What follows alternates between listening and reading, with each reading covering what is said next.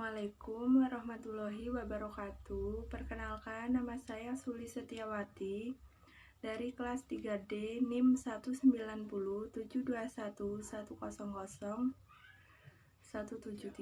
Di sini saya akan menjelaskan materi tentang istisna PSAK 104.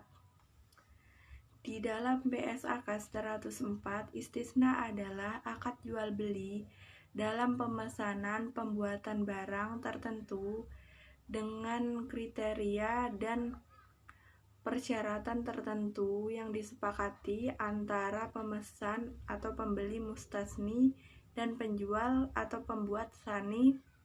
Penjual akan menyiapkan barang yang dipesan sesuai dengan spesifikasi yang telah disepakati, di mana ia dapat menyiapkan sendiri atau melalui pihak lain. Istisna paralel. Dapat disimpulkan bahwa akad istisna adalah akad jual beli di mana seorang pembeli memesan suatu barang kepada produsen yang juga bertindak sebagai penjual dengan kriteria dan persyaratan tertentu yang disepakati, dan harga barang tidak dapat berubah selama jangka waktu akad, dengan cara pembayaran dapat berupa pembayaran di muka, cicilan, atau dapat ditangguhkan dalam jangka waktu tertentu. Jenis akad istisna ada dua. Yang pertama istisna, yaitu akad jual beli dalam bentuk pemesanan pembuatan barang tertentu dengan kriteria dan persyaratan tertentu yang disepakati antara pemesan, pembeli, atau mustahni dan penjual pembuat sani. Yang kedua, istisna paralel adalah suatu bentuk akad istisna antara penjual dan pemesan, di mana untuk memenuhi kewajibannya kepada pemesan, penjual melakukan akad istisna dengan pihak lain atau subkontraktor yang dapat memenuhi aset yang dipesan pemesan. Tuan akad istisna. Adapun rukun istisna ada 3, yaitu yang pertama, pelaku terdiri atas pemesan atau pembeli atau mustasni dan penjual pembuat sani. Yang kedua, objek akad berupa barang yang akan diserahkan dan modal istisna yang berbentuk harga. Yang ketiga, ijab qabul atau serah terima. Ketentuan syariah mengenai rukun tersebut adalah sebagai berikut. Yang 1, pelaku harus cakap, hukum, dan balik. 2, objek akad. Ketentuan pembayaran istisna. Alat bayar harus diketahui jumlah dan bentuknya, baik berupa uang, barang, atau manfaat. Pembayaran dilakukan sesuai dengan kesepakatan. Pembayaran tidak boleh dalam bentuk pembebasan hutang. Ketentuan barang harus jelas ciri-cirinya dan dapat diakui sebagai hutang. Harus dapat dijelaskan spesifikasinya. Penyerahannya dilakukan di kemudian.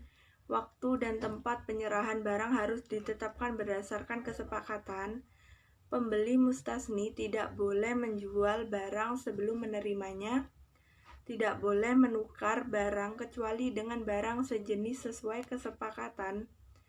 Dalam hal terdapat cacat atau barang tidak dengan kesepakatan, pemesan memiliki hak khiyar atau hak memilih untuk melanjutkan atau membatalkan akad.